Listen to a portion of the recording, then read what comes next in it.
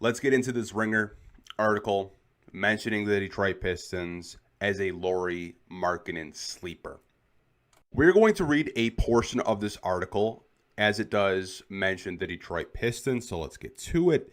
It says a couple candidates spring to mind, but for one reason or another, they just don't seem able or willing to engage with Utah on realistic terms, be it thanks to their cap situation, dearth of assets, or lack of bone deep self-confidence that's required to make a trade like this. I just want to say first and foremost, he's 100% right. Like when we talk about Lauri Markkanen or just their front office, it's Danny Ainge, and Danny Ainge is known to be very shrewd in deals. And it's a very good observation by this writer over at The Ringer. Just want to say that first and foremost.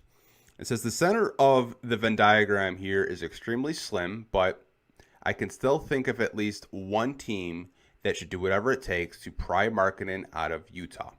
It's the Detroit Pistons, an ascending, hungry, well-budgeted club that has probably spent the past 4 months convinced it let the New York Knicks off the hook in the first round.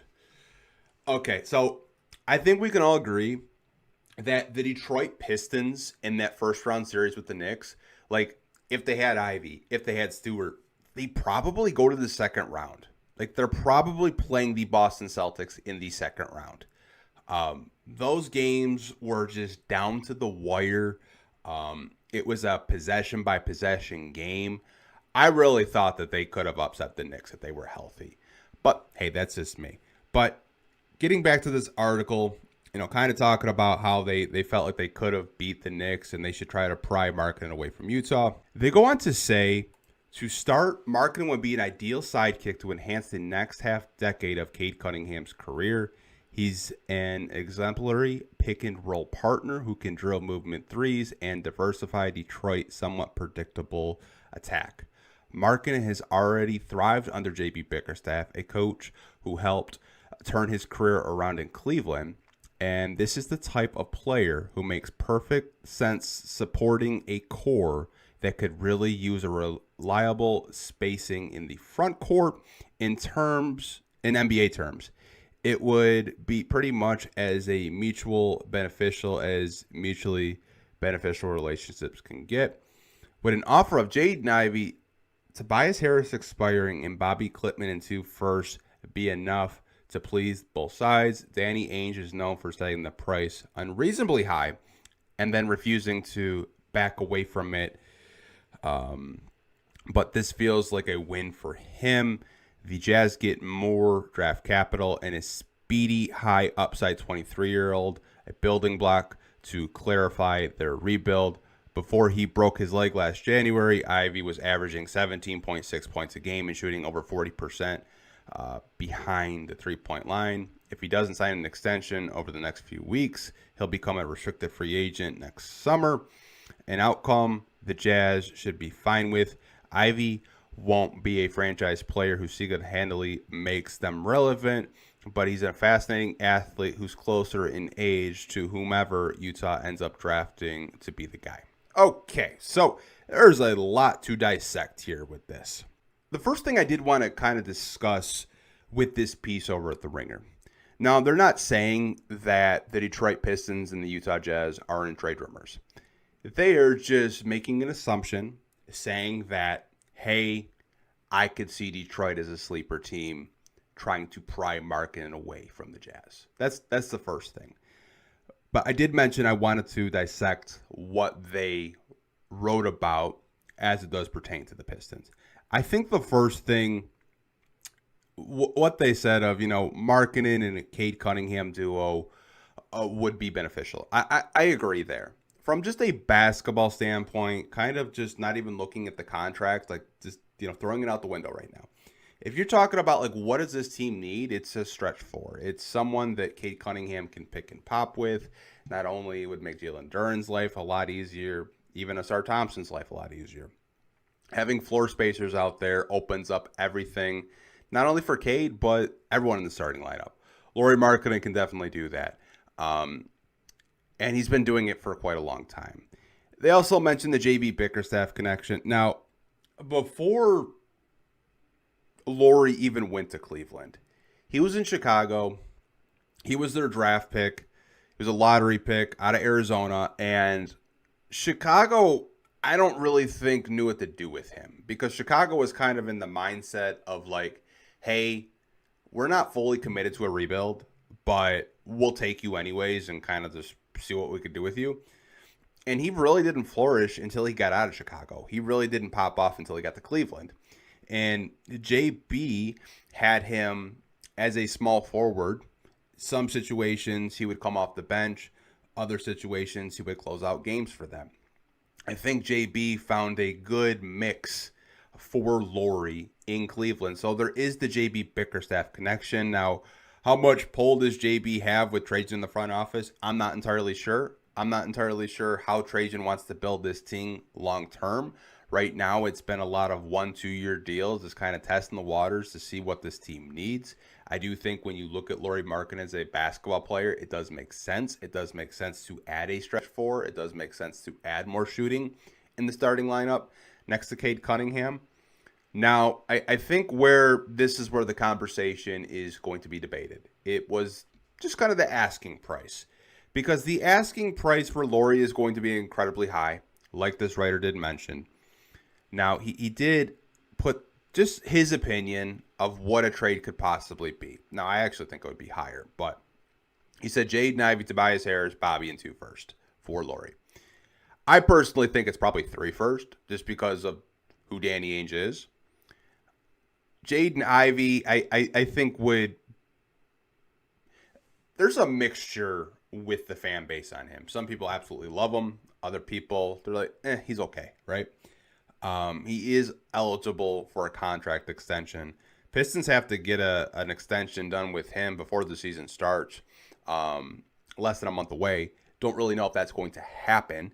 And that's kind of what this guy wrote about, saying like, hey, if like they don't get an extension done, he will be a restricted free agent going into next summer. And that's something that the Pistons may have to worry about of getting in these RFA contract extension talks. It's kind of weird. It's like, what do you do with the shooting guard position if you are trading Jaden Ivey? Like, do you upgrade Karis LeVert there? Do you throw Ron Holland in there? Do you go and sign one? Do you go and try to make a trade for somebody? I think that's where my head goes at immediately. But you do upgrade the front court next to Duren. You got a guy in Lauri Markkanen that is locked up for the next couple of years. He's on an incredibly huge contract. Did not take the hometown discount in Utah whatsoever. Why would he, right? But I think just from a basketball standpoint and a fit standpoint, he makes sense. I would probably be opposed to a trade for Markkanen. Not because he doesn't fit. It's because who the GM is and the asking price that comes with Lauri. Jaden Ivey, Tobias, and 2 first, I think is a lot to trade for a guy that plays one side of the floor. Lauri Markkanen is not known the defender. If anything, he's actually a traffic cone defensively. He's really bad. And for his size, he doesn't really rebound the ball like I would like a 7-footer or 6'11" guy to do so.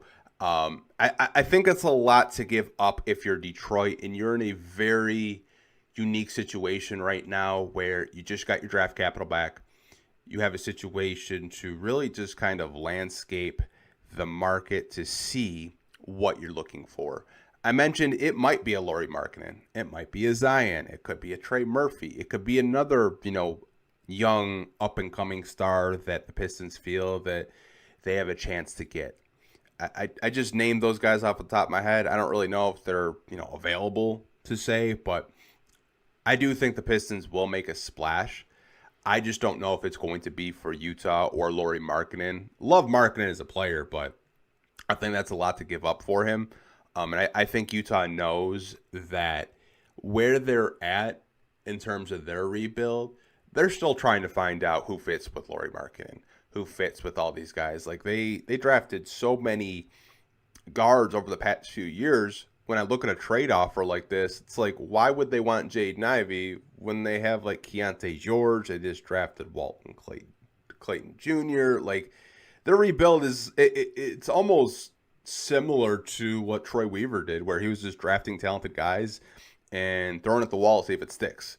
See who actually, can stick around and can thrive under Will Hardy in Utah. But I don't really think the Pistons are going to dip their toe in the Lauri Markkanen business just because of the asking price and the draft capital. Like, I don't really think you're going to trade 2 future first for a guy that plays one end of the floor. But that's just my opinion on it. The last part of the article kind of discussing about Jaden Ivey, that he's not really a franchise guy, but he's probably better than anything that they'll get in the lottery this year because, they're getting kind of the Pistons treatment. Like, they got 5th this year. And they were one of the worst teams in basketball. They were getting fined for not playing their players. So, honestly, I don't really think the Detroit Pistons are going to entertain a trade like this. Knowing this front office, they want someone that can be impactful on both ends of the court, not just one side of the court. But hey, man, that's just me. I know there's the JB element of, using Lauri in creative ways in Cleveland, but I honestly think when we go into this season and we're looking at, expectations for our young guys, I think it would be a little bit premature to try to trade maybe a young promising piece in Jaden Ivey and 2 future first for a guy that only plays one side of the court, and you get worse defensively, and then you have to kind of worry about like what you do with your starting shooting guard. I don't know, man. That's just my opinion. Maybe you guys think this is a good trade for a Lauri Markkanen. I personally don't, but let me know if you are watching live on YouTube or if you are an audio listener and you're listening back on the podcast side of this episode today. But